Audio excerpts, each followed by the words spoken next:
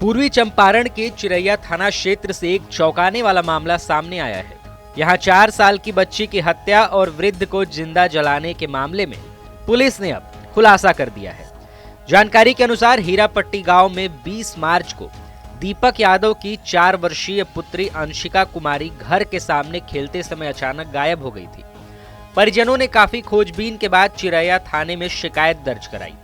शिकायत के 2 दिन बाद 22 मार्च को गांव के एक खेत से अंशिका का शव बरामद हुआ। उसका गला कटा हुआ था। शव मिलने के बाद इलाके में सनसनी फैल गई। जांच के दौरान 20 मार्च के बाद गांव में एक ऑडियो क्लिप वायरल होने की बात सामने आई। उस ऑडियो में बच्ची की आवाज बताई जा रही थी। पुलिस ने जब तकनीकी जांच की तो पता चला कि यह ऑडियो एक मोबाइल नंबर से वायरल किया गया था। उस मोबाइल को चलाने के लिए दूसरे मोबाइल से हॉटस्पॉट लिया गया था। यहीं से जांच ने नया मोड़ ले लिया। पुलिस की जांच अंशिका के घर के पास रहने वाले अमर राय के घर तक पहुंची। पूछताछ में अमर राय के बेटे रवि राज ने बताया कि घटना वाले दिन मोबाइल उसकी बहन शिल्पी के पास था। इसके बाद पुलिस ने शिल्पी कुमारी को हिरासत में लेकर पूछताछ शुरू की। पूछताछ में शिल्पी ने अपना जुर्म कबूल किया। उसने बताया कि गांव के ही नीतीश के साथ उसका पिछले 2 साल से प्रेम संबंध था। इस संबंध की जानकारी नीतीश के दादा को हो गई थी। शिल्पी के अनुसार दादा ने उसे बुरा भला कहा था, जिससे वह नाराज थी। उसने यह भी बताया कि उसने बदला लेने के लिए पहले नीतीश के दादा पर पेट्रोल डाला और आग लगा दी और गांव के कुछ जगहों पर भी आगजनी की थी। शिल्पी ने पुलिस को बताया कि उसे लगा उसके संबंध में अंशिका की मां भी बाधा बन रही थी। इसी वजह से उसने अंशिका को बहला फुसलाकर अपने घर बुलाया। वहां उसने बच्ची से कुछ बातें कहलवाकर मोबाइल में रिकॉर्ड की। इसके बाद उसने घर के पीछे ले जाकर चाकू से अंशिका की हत्या कर दी।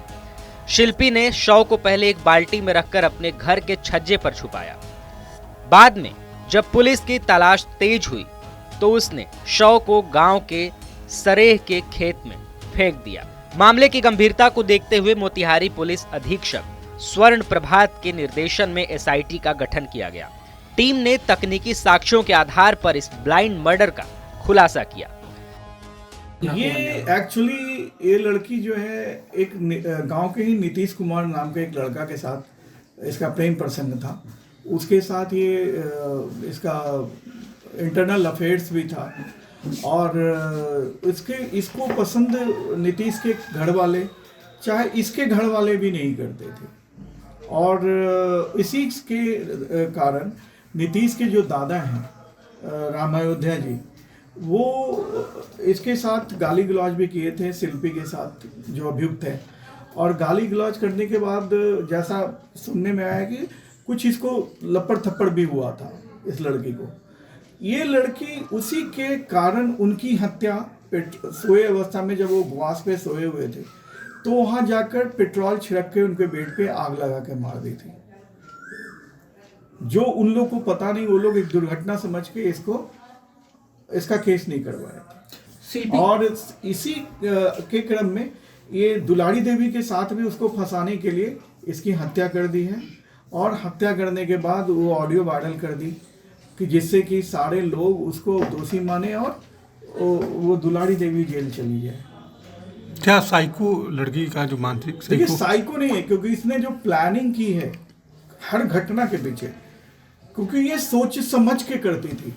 कभी भी इतनी घटना 18 घटना हुई, सबको कहीं प्रत्यक्ष रूप से इसको कहीं नहीं देखा गया। तो ये आप मान सकते हैं साइको होता है तो वो घटना कर देता है लेकिन बाद में उसके साथ हुआ घटना हुआ। ये तो पूरी तरह छुपाते हुए घटना को और अपने प्लानिंग को छुपाते हुए काम कर रही थी।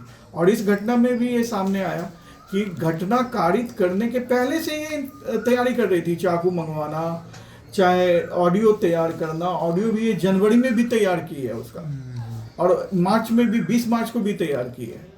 तो ये प्लानिंग था इसका कि हमको इसका हत्या करना है। तो अकेले ही इतनी बड़ी घटना को अंजाम दे दी है। बच्ची बहुत छोटी थी, 5 साल की बच्ची थी। इनके इससे अच्छा संबंध था, इसके पास आती जाती थी और इसका फायदा उठाकर इसने इतने बड़ी। नाबालिग है या अभियुक्त? नहीं, ये बालिग है। पुलिस ने घटना में इस्तेमाल 2 चाकू, खून से सने कपड़े और वह मोबाइल भी बरामद कर लिया है, जिससे ऑडियो क्लिप वायरल किया गया था। पुलिस के अनुसार यह मामला काफी पेचीदा था, जिसे वैज्ञानिक तरीके से अब सुलझा लिया गया है। टीवी 9 के लिए मोतिहारी से अमरेंद्र मिश्र की रिपोर्ट।